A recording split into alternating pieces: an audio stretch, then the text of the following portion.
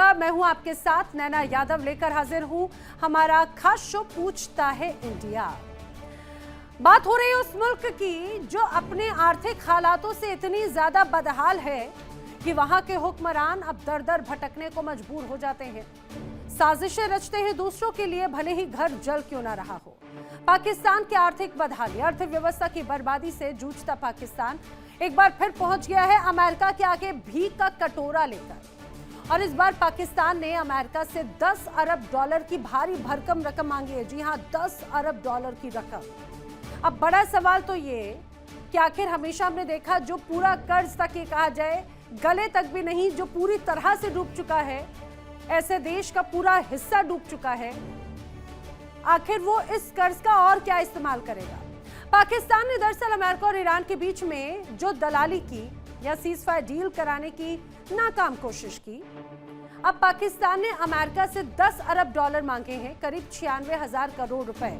वो एक तरह से एक्सचेंज स्टेबलाइजेशन फैसिलिटी के तौर पर मांगे गए हैं। अमेरिका के वित्त मंत्री स्कॉट बेसेंट को पत्र जो भेजा गया उसमें पाकिस्तान ने मदद की मांग की है। माना जा रहा है कि इस वित्तीय मदद का मकसद विदेशी मुद्रा को स्थिर रखना है। यानी अगर ट्रंप प्रशासन इस मदद को मंजूर कर लेता है तो पाकिस्तान की जो कमजोर, डूबी, बदहाल, टूट चुकी अर्थव्यवस्था है उसे राहत मिल सकती है। अब बताया जा रहा है कि जो मदद है उससे पाकिस्तान का विदेशी मुद्रा भंडार बढ़ेगा, पाकिस्तानी रुपए पर दबाव कम होगा, अंतर्राष्ट्रीय संस्थाओं से कर्ज लेने पर एक तरह से कम उसको निर्भर रहना पड़ेगा। और ये कहा जाए कि कई देशों से जिन से उसने उधारी ली है शायद वो उधारी भी चुकानी पड़ जाए, उसको भी उसमें मदद मिल जाएगी। अच्छी बात है अगर कोई देश थोड़ा सा समृद्ध या मजबूत होता है, लेकिन पाकिस्तान क्या इस पैसे का इस्तेमाल उस रूप में करेगा। अब पाकिस्तान एक और अमेरिका से मदद मांग रहा है तो दूसरी ओर पाकिस्तान की सेना पर खर्च लगातार बढ़ रहा है। अब बताया जा रहा है कि साल 2026-27 के लिए पाकिस्तान का 18,771 अरब पाकिस्तानी रुपए का बजट पेश किया गया, जिसमें पाकिस्तान का जो रक्षा बजट है वो बढ़ाकर 3,000 अरब पाकिस्तानी रुपए कर दिया गया, जबकि पिछले साल का जो रक्षा बजट है वो 2,550 अरब पाकिस्तानी रुपया था। बजट पेश करते समय पाकिस्तान के जो वित्त मंत्री हैं उन्होंने ये स्वीकार भी किया कि सरकार की प्राथमिकता है कर्ज को चुकाना, आईएमएफ के लक्ष्य और सेना की जरूरतों को पूरा करना। अब देखिए हालात ये हैं, जिस तरह से स्थिति है जब पाकिस्तान में गरीबी बढ़ती जा रही है। एक रिपोर्ट सामने आई जिसमें पाकिस्तान की करीब 28.9% आबादी गरीबी की रेखा से नीचे जीवन जी रही है। फिलहाल पाकिस्तान के आर्थिक हालात और उसकी दलाली वाली जो फितरत है वो किस तरह की है पूरी दुनिया के सामने है, लेकिन जब जब उसे पैसा मिला तो उसने उसका दुरुपयोग किस रूप में किया ये भी पूरी दुनिया जानती है। वहां पर गरीब और गरीबी की गर्त में जाता जाता है और अमीरी का जो ग्राफ, अमीर और गरीब के बीच की खाई लगातार बढ़ती चली जाती है। और अमीर कौन होता है? या तो पाकिस्तान के सैनिक, या फिर सैनिक में भी एक टॉप ग्रेड, या फिर वहां पर मौजूद तमाम वो आतंकी जिनके माध्यम ये कहा जाए जो उनकी सबसे बड़ी मजबूत ताकत पाकिस्तान की है। अब बड़े सवाल खड़े होते हैं, क्या शहबाज सरकार की नीतियां हर स्तर पर नाकाम रही जो देश पर मुसीबतें बढ़ती गई? पाकिस्तान में आर्थिक रूप से बदहाली है फिर भी सेना के खर्च में कटौती नहीं की जा रही। पाकिस्तान में लोग दाने दाने को मोहताज हैं, लेकिन उनके हिस्से का पैसा कहां जाता है आतंकवादियों को पालने को। और यह सिलसिला बदस्तूर जारी है। करेंगे चर्चा, खास मेहमानों का पैनल मेरे साथ कनेक्ट हो रहा है, जल्दी से आपको मिलवा देती हूँ। रिटायर्ड मेजर जनरल रक्षा विशेषज्ञ अनुज माथुर जी मेरे साथ कनेक्ट हो रहे हैं। विदेश मामलों की जानकार डॉक्टर अजिताभ सिंह जी मेरे साथ में कनेक्ट हो रहे हैं। पाकिस्तान से पत्रकार हैदर हयात खान भी मेरे साथ में कनेक्ट हो रहे हैं। आप सभी का इस चर्चा में बहुत स्वागत है। मैं चर्चा की शुरुआत इस बार हैदर हयात खान आप ही से करना चाह रही हूँ। मुझे लग रहा है कि बड़ी ये कहा जाए कि ठीक है, बहुत उम्मीद होगी कि एक डूबती या कमजोर होती अर्थव्यवस्था को थोड़ा सा संबल मिल जाए कम से कम। कैसी डील रही है पाकिस्तान और अमेरिका के बीच में, कोई उम्मीद मिली है या नहीं? बिस्मिल्लाहिर्रहमानिर्रहीम, बहुत शुक्रिया नैना। पहली बात तो ये कि अभी तक चूंकि कोई ऑफिशियल स्टेटमेंट इस हवाले से पाकिस्तान की मिनिस्ट्री की जानिब से नहीं आई, तो मैं ऑफिशियली क्या इस वक्त पोजीशन है वो तो आपको नहीं बता सकता। मैंने भी कुछ रिपोर्ट्स पढ़ी हैं। अमेरिका ने भी कहा कि अभी हम कुछ नहीं कहेंगे। मैंने राइटर्स की रिपोर्ट पढ़ी और उसके बाद अब अभी थोड़ी देर पहले जब मनीष ने मुझे आज के प्रोग्राम का टॉपिक भेजा तो मेरी कोशिश थी कि मैं इस प्रोग्राम से पहले मिनिस्ट्री ऑफ तैयारी करें। फाइनेंस से एक मरतबा कांटेक्ट करूं, लेकिन मेरे पास वक्त कम था तो मेरा कांटेक्ट एस्टैब्लिश नहीं हुआ। लेकिन जो मैं समझता हूं, जो कल से मैंने गुफ्तगू सुनी है मुख्तलिफ जगहों पर, मैं उस पर कमेंट कर सकता हूं। पहली बात तो ये कि इसमें कोई शक नहीं कि पाकिस्तान की इकोनॉमिक कंडीशन बहुत बेहतर नहीं है। यहाँ पर एक बड़ा चैलेंज है पाकिस्तान की इकोनॉमी को लेकर, और गवर्नमेंट बड़े अरसे से अगर कोशिश कर भी रही है तो हम बहुत पॉजिटिव रिजल्ट्स एक आम आदमी के लिए प्रोड्यूस होते नहीं देख रहे गवर्नमेंट की तरफ से। गो के गुज़श्ता कुछ अरसे में गवर्नमेंट की कुछ पॉलिसीज की वजह से कुछ बेहतरी जरूर आई है, लेकिन ये उतनी बेहतरी नहीं है जितनी इस वक्त एक आम पाकिस्तानी के जिंदगी के मेयार को बेहतर बनाने के लिए जरूरी है। दूसरा देखें, ये मेरी अजम्पशन है, इसमें कोई ऑफिशियल पोजीशन नहीं है हमारी गवर्नमेंट की या मिनिस्ट्री ऑफ फाइनेंस की। पाकिस्तान ने देखें दहशतगर्दी के खिलाफ एक बड़ी तवील जंग लड़ी है और अभी लड़ भी रहा है। और अमेरिका जिस वक्त अफगानिस्तान में अमेरिका जो है यहां से निकला, उसके बाद तकरीबन $7 अरब से ज्यादा का असलहा अमेरिका यहां पर छोड़कर गया, जो पाकिस्तान के खिलाफ इस्तेमाल हो रहा है। उसको टीटीपी इस्तेमाल कर रही है, उसको बीएलए इस्तेमाल कर रहा है, उसको इस वक्त अफगान तालिबान पाकिस्तान के खिलाफ इस्तेमाल कर रहे हैं, इंडियन प्रॉक्सीज वहां पर मौजूद हैं, ये तमाम एलिमेंट्स जो उसको इस्तेमाल कर रहे हैं। तो पाकिस्तान की इकोनॉमी इस हवाले से भी बड़ी मुतासर रही है। तो आई बिलीव कि अगर पाकिस्तान ने हकीकतन अमेरिका से इस चीज का तकाजा किया है तो ये बड़ा जायज तकाजा है, इससे पाकिस्तान की मईशत को इस्तेहकाम मिलेगा। और मैं समझता हूँ कि जिस तरह पूरी दुनिया के लिए पाकिस्तान इस वक्त दहशतगर्दी को फ्रंट लाइन पे फेस कर रहा है, जो इंडियन स्पॉन्सर्ड टेररिज्म, चलिए मुझे एक बात तो बड़ी अच्छी लगी कि एटलीस्ट मुझे ये बात अच्छी लगी कि एटलीस्ट आपने इस बात को स्वीकार किया है हैदर कि पाकिस्तान के इकोनॉमिक हालात किस तरह से हैं। लेकिन जैसे आप अच्छी अच्छी बातें बोलते बोलते जो मनगढ़ंत आप कहानियां सुनाने लग जाते हैं ना, वो पाकिस्तान की जनता के लिए तो ठीक है, हमेशा से विक्टिम कार्ड, हमेशा से कि भाई आतंकवाद से हम परेशान हैं, हम ऐसे प्रताड़ित हैं, हमारा घर जल रहा है। अरे भाई आपने जब बोया पेड़ बबूल का तो आम कहाँ से मिलेंगे आपको, ये भी तो सोचने वाली बात है। अच्छा अनुज माथुर जी, जल्दी से मुझे अगर आर्थिक हालातों को लेकर ये जरा बताइए। एक कहावत है, डूबते को तिनके का सहारा, और शायद यही एक बड़ा तिनका कहीं ना कहीं पाकिस्तान के लिए आईएमएफ के बाद अमेरिका से इस बड़ी राहत की उम्मीद है। ऑल्दो अभी तक वहां से भी अब क्या मिलता है क्या नहीं मिलता ये नहीं समझ में आ रहा, हालांकि दलाली तो जमकर कर दी गई। नैना, मैं 2-3 चीजें आपको पहले बता देना चाहता हूँ। Definitely sir. हाँ, एक तो सबसे बड़ी बात मैं थोड़ा सा करेक्शन करना चाहूंगा। वर्ल्ड बैंक की रिपोर्ट बिल्कुल साफ है, 46.3% पाकिस्तान आज की तारीख में पॉवर्टी लाइन के नीचे रह रहा है।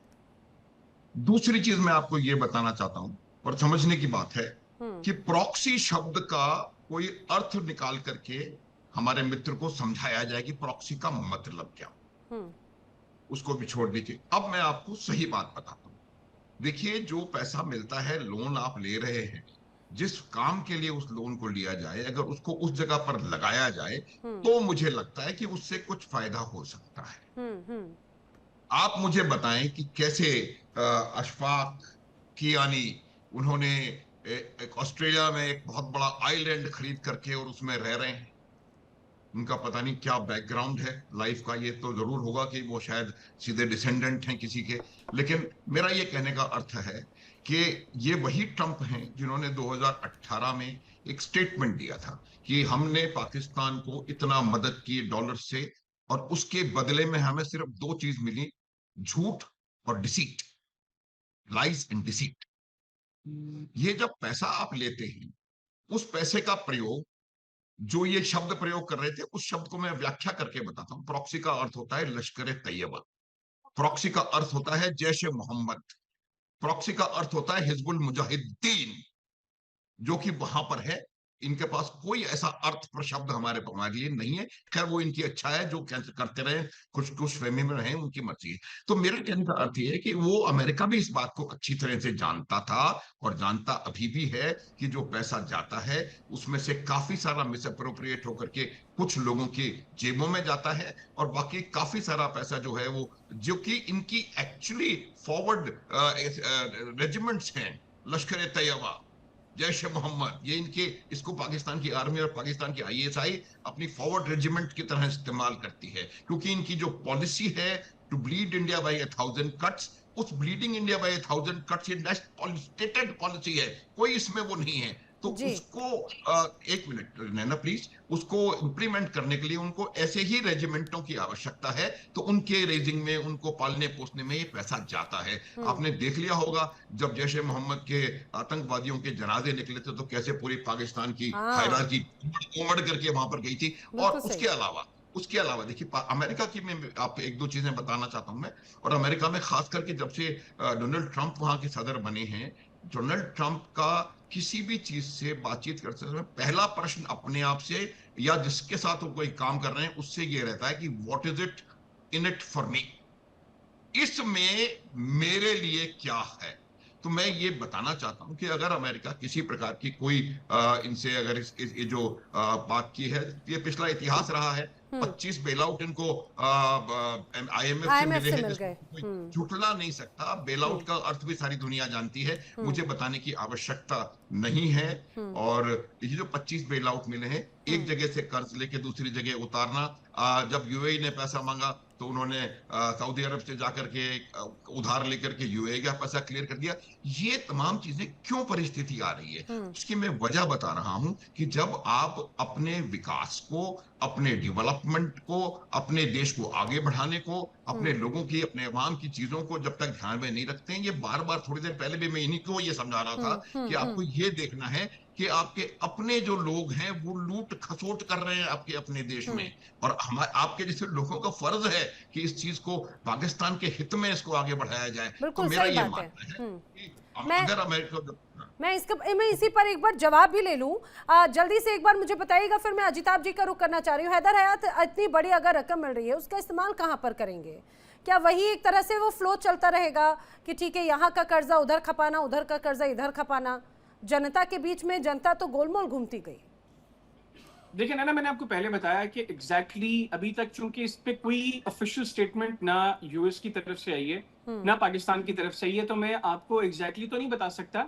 लेकिन जो बातें हो रही हैं वो तो एक्सचेंज के हवाले से हो रही हैं और करेंसी के इस्तेहकाम के हवाले से हो रही हैं। और उस पर मैं ये समझता हूँ कि इस वक्त अगर अमेरिका पाकिस्तान को ये सपोर्ट फंड देता है तो ये एक बड़ा रिलीफ होगा पाकिस्तानी इकोनॉमी के लिए। बाकी अभी जो जनरल जो माथुर साहब गुफ्तगू कर रहे थे, देखें ये आप लोगों का पुराना अंदाज है, ये इस तरह चीजों को लश्कर तैयबा और जैश मोहम्मद के साथ रिलेट करके आप लोग जो बातें करते हैं, हकीकत आप लोग जानते हैं, जनरल साहब भी जानते हैं। आपकी प्रॉक्सीज बलूचिस्तान के अंदर BLA की सूरत में, खैबर पख्तूनख्वा के अंदर TTP की सूरत में, और अब अफगानिस्तान के अंदर अफगान तालिबान की सूरत में वो पाकिस्तान के अंदर दहशतगर्दी कर रही है। आप लोग उसको स्पॉन्सर करते हैं, आप लोग उसको फंड करते हैं, आप लोग उसको फंड करते हैं। नैना क्लैरिफाई कर दूं मैं प्लीज, नैना थोड़ी देर पहले मैं क्लैरिफाई कर दूं। ये जो तालिबान है इनके जन्मदाता पाकिस्तान है और इनका जन्म पाकिस्तान ने अफगानिस्तान में यार आप जो है ना, आप शांति रखो। आपने पिछले चैनल पर भी सारा डिबेट का भट्टा बैठा दिया था, पिछले चैनल पे भी डिबेट का भट्टा बैठा दिया था। आपको पता कुछ नहीं है, उठ के मुंह उठा के चला जाते हो। इधर हैदर साहब पॉलिसी की बात मत करो। ये आप एक बात सुन लीजिए, स्टेटेड पॉलिसी पाकिस्तान सरकार की है कि टेरर फैलाओ भारत में। पॉलिसी है ये, पॉलिसी। आप ये तालिबान, अरे यार एक मिनट नैना, ठीक है सर, एक सेकंड मैं भी जरा बता देती हूँ। हैदर हयात खान सुनिए ना, सुनिए। अब आपको वही तालिबान जो आपके सो कॉल्ड बिरादर हुआ करते थे, अब आपको दहशतगर्द नजर आते हैं। हिंदुस्तान की नीति किसी संगठन के साथ में नहीं है मिस्टर हैदर हयात। हिंदुस्तान की नीति उस देश के साथ में है जिसका संबंध हिंदुस्तान की पुरानी सभ्यता के साथ में कनेक्टेड है। वो सभ्यता जो कभी पाकिस्तान के साथ में भी जुड़ा हुआ था। आप शायद उस सभ्यता को समझ नहीं पाएंगे। मैं आ रही हूँ अनुज जी, मैं आ रही हूँ, लेकिन मैं अजिताभ जी से एक बार रुक करना चाह रही हूँ। अजिताभ जी, इसके पहले पाकिस्तान 75 सालों से ज्यादा वक्त में IMF के पास में कई बार गया, कभी UAE के पास, कभी सऊदी के पास। ये जो अब अगर अमेरिका के पास में गया, ये तो एक तरह से जियोपॉलिटिकल रेंट हुआ। कुछ नया हुआ क्या? 75 सालों में उस राशि में कोई बदलाव आया क्या? बार बार खपा दी गई ना, तो इस बार नया क्या है इनके लिए? देखिए, ये दिखाता है पाकिस्तान की क्राइसिस कितनी किस हद तक जा चुकी है, उसकी अर्थव्यवस्था, और कटोरा लेके कब तक ये फिरते रहेंगे। अब आप देख लीजिए, पाकिस्तान के सेंट्रल बैंक ने जनवरी में एक डेटा दिया था कि इस साल के अंत तक पाकिस्तान का जो मुद्रा भंडार है वो 20 अरब डॉलर लगभग बच जाएगा। ये जनवरी का स्टेटमेंट उनके केंद्रीय बैंक का है। और उसके बाद युद्ध हो गया, फरवरी में ये युद्ध हो गया। उसके बाद से तेल के दाम आसमान छू रहे हैं, सामानों के दाम आसमान छू रहे हैं, खाद्यान्न के दाम आसमान छू रहे हैं। तो पाकिस्तान चूंकि सारा उसका तेल गैस सब इंपोर्ट करता है, तो बहुत बड़ी जो उसका अमाउंट है वो निर्यात आयात करने में लगा देता है। तो उसकी अर्थव्यवस्था जनवरी में जब उसका सेंट्रल बैंक ये कह रहा है, तो सोच लीजिए अभी क्या हालात होंगे। और ये हालात तब हैं जबकि वो सऊदी अरब से कभी उसने जो जैसा जनरल साहब ने कहा कि यूएई से लिया 3.5 अरब डॉलर, उसको वापस करना पड़ा, सऊदी से उधार लेके उधार वापस किया। आईएमएफ से तो कितनी बार ले चुका है। 2023 में ये वही आईएमएफ है, 3 अरब डॉलर देके उसको दिवालिया होने से बचा लिया था। उसके बाद पर्यावरण के नाम पे इन्होंने 1.5 अरब डॉलर लिया था। तो इस तरह के कई वाकयात हैं कि पाकिस्तान कटोरा लेके जाता रहता है। और इसकी वजह देखिए, सबसे मेन ये प्रॉब्लम इनके पास ये है कि एक तरफ तो इनके खाने के लाले पड़ रहे हैं, दूसरी तरफ जो इनका एक्सपोर्ट एकदम इंडस्ट्री बैठा हुआ है। ये तो ओसामा बिन लादेन से भी पैसा लेके उसको पनाह दिए हुए थे, ये वो पाकिस्तान है। इनकी जो रियल एस्टेट में अभी देखिए इन्होंने अमेरिका से जो डील किया, मैं उसकी भी बात बता दूं। इन्होंने अमेरिका के लिए क्रिप्टो करेंसी का डील किया। इन्होंने खनन का जो है बलूचिस्तान और पख्तूनवा में खनन इंडस्ट्री, खनन के कई सारे जो भंडार थे वो अमेरिका को दे दिए। उसमें अमेरिका ने इनको कहा है 1.5 अरब इन्वेस्ट करेंगे।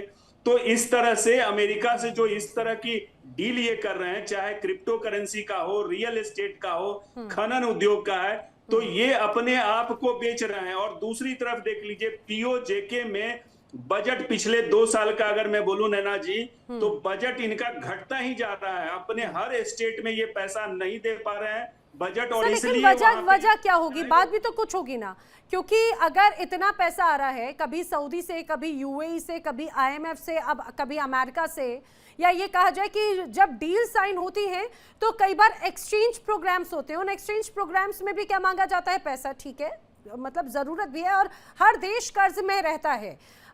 इसमें मुझे लगता है कि कोई बहुत हैरान करने वाली बात नहीं, लेकिन कर्ज से उबरने की नियत भी तो होनी चाहिए ना।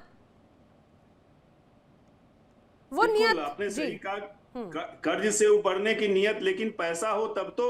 इन्होंने अभी देख लीजिए यूएई का मामला मैं बता रहा हूं, अप्रैल में क्या हुआ, जब यूएई ने अपना पैसा मांगा तो इनको पैसे नहीं थे, तो इन्होंने सऊदी से उधार लेके दिया। तो कभी इधर से लेके कभी उधर से लेके ये खेल करते हैं। तो हैदर हयात, ये जियोपॉलिटिकल रेंट है क्या? इधर का उधर, उधर का इधर, इधर की इसकी टोपी उसकी सर, उसकी टोपी इसके सर, ये चल रहा है क्या?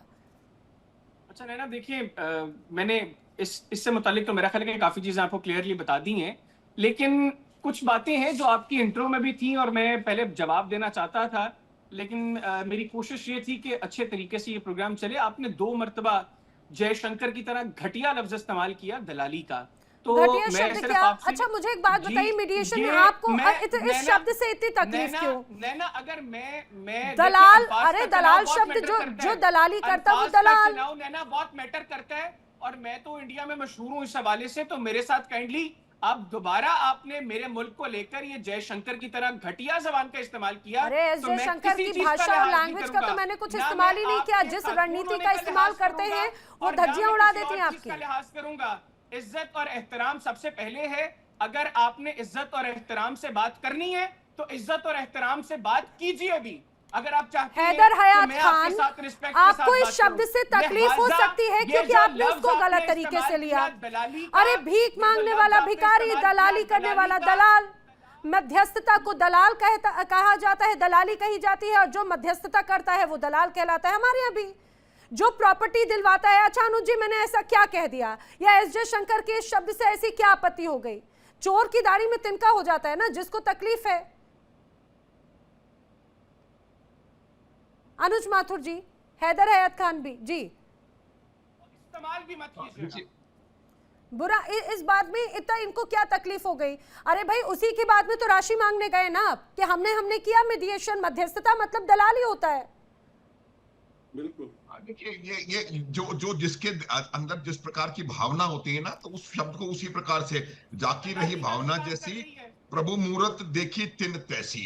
तो ये भावना इनके अंदर जो है वो सब इनको भी पता है, सारी दुनिया को इसके बारे में पूरी जानकारी है। देखिए मैं आपको एक बात बिल्कुल साफ तौर पे बता सकता हूं कि आपकी अर्थव्यवस्था तब ठीक हो सकती है जब आप अपने जो जितने भी आपकी पॉलिसीज हैं, जो चीजें हैं उनको विकास। एक मिनट या प्लीज हैदर साहब आप जब बोल रहे थे तब मैंने कुछ नहीं कहा।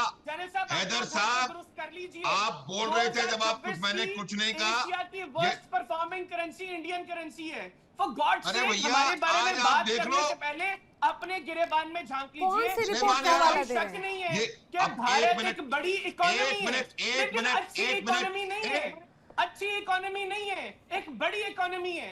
आपकी इकोनॉमी यार, के बेनिफिशियरी एक मिनट, 4,000 लोग हैं। अच्छा, अच्छी और बड़ी इकोनॉमी में अंतर बताइए। कमजोर, सुनिए ना, कमजोर और मजबूत इकोनॉमी में अंतर बताइए, क्या बात हो जाती। जी जल्दी से अनुज माथुर जी। इनसे पूछ लो $1 कितने रुपए में आता है, एक भारतीय रुपया कितने बताइए, पाकिस्तानी रुपए के बराबर है। जस्ट मैंने रिलैक्स। तो आपको आगाज में कहा हमारे यहाँ हाँ, इकोनॉमिक क्राइसिस एक मिनट, मैं लेकिन आपके आप अपने डाउट्स क्लियर कर देता हूँ। 2026 आपको डाउट्स क्लियर कर देता हूँ। worst नैना performing नैना एशिया की, फास्टेस्ट इस growing region economy in the Asia की world, worst performing fastest currency in Indian growing currency है। इकोनॉमी, और 2026 फास्टेस्ट में ग्रोइंग, पाकिस्तान ओए की यार, करेंसी आपकी इंफॉर्मेशन के लिए बता दूं फास्टेस्ट positive है। Growing, 0.76% fastest growing Pakistani currency positive है, आपकी 7% छोड़े नेगेटिव है। पाकिस्तानी का तो आप 380 अपने रुपए, गिरेबान में 300 जाइए, रुपए का डॉलर हो गया, आपके पाकिस्तानी 82 करेंसी करोड़ से पॉजिटिव है। ज्यादा पार्टी, उनको आपकी गवर्नमेंट जो है वो ये राशन ना दे, वो बेचारे अरे यार, अरे हैदर हयात खान, राशन की बात तो आप ना करें, मैं बिल्कुल समझ रही हूँ। जिस चीज की जरूरत है वही चीज नजर आती है। अच्छा अजिताभ सिंह जी, जल्दी से मुझे एक बात बताइए, हिंदुस्तान ने कर्ज लिया, मेक इन इंडिया बनाया, उसका यूटिलाइज लोग यही करते हैं। पाकिस्तान तो कर्ज में डूबा, लेकिन अभी भी उस कर्ज को चुकाने के लिए उसके पास में कुछ नहीं, अपने सिर्फ आतंकवाद के नाम पर और कुछ नहीं। बिल्कुल, वो तो देखिए, हम मेक इन इंडिया बनाते हैं, वो मेक इन आतंकवाद बनाता है और उसी आतंकवाद को एक्सपोर्ट करता है। उसका सारा पैसा आतंकवादियों को पालने में, उनको बढ़ाने में, आर्म करने में, और दूसरा पाकिस्तान की जो सेना है उसको पालने में जाता है। पाकिस्तान की सेना आज देखिए, पाकिस्तान में 10-12% रियल एस्टेट जो पाकिस्तान की सेना के माननीय हैदर हयात खान साहब, माननीय हैदर हयात खान साहब, सुनिएगा जरा। आप जिस हिंदुस्तान को लेकर बात कह रहे हैं ना, आपको इज्जत की बात थी तो मैं आपको इज्जत से बता दूं, माननीय हैदर हयात खान साहब, अनुज माथुर जी ने आपको कहा ना, ग्रोइंग स्टेज हमेशा हर रूप में हिंदुस्तान की रही है। सबसे बड़ी इकोनॉमी के रूप में अगर हिंदुस्तान बढ़ रहा है, आपके यहाँ पर क्या हो रहा है अभी? अरे इतना कर्जा लिया, जरा जनता का हाल देख लीजिए। आप गिरेबा में अगर झांकने की बात करते हैं, आपने क्या दिया है? दुनिया में सबसे बड़ा कोई अगर टेरर स्टेट है तो वो पाकिस्तान है, पूरी दुनिया जानती है। आप हिंदुस्तान पर तोहमतें लगा लें, ऐसा एक संस्था बता दीजिए, एक ऐसा एक व्यक्ति बता दीजिए जिसे ग्लोबल टेररिज्म के तौर पर देखा गया हो। किसी और इंडस्ट्री, किसी और देश ने कहा पाकिस्तान को ना सिर्फ लोगों से भरा है, बल्कि पाकिस्तान के ऊपर ऐसे तमाम तमगे लग गए। अरे इतना कुछ हुआ तब भी आप नहीं समझ रहे हैं, तब भी नहीं सीख रहे हैं। जरा कुछ सीख लेते। यहाँ पर एक छोटे से ब्रेक के लिए मुझे रुकना होगा। आप सभी मेरे साथ शामिल हुए, आपका बहुत शुक्रिया। जल्द हाजिर होंगे छोटे से ब्रेक के बाद। देखिए इंडिया डेली 24/7 अब आपके स्मार्ट टीवी पर। इंडिया डेली मौजूद है सभी डिजिटल प्लेटफॉर्म पर लाइव और लगातार। इंडिया डेली 24/7 हर दिन राष्ट्र को समर्पित।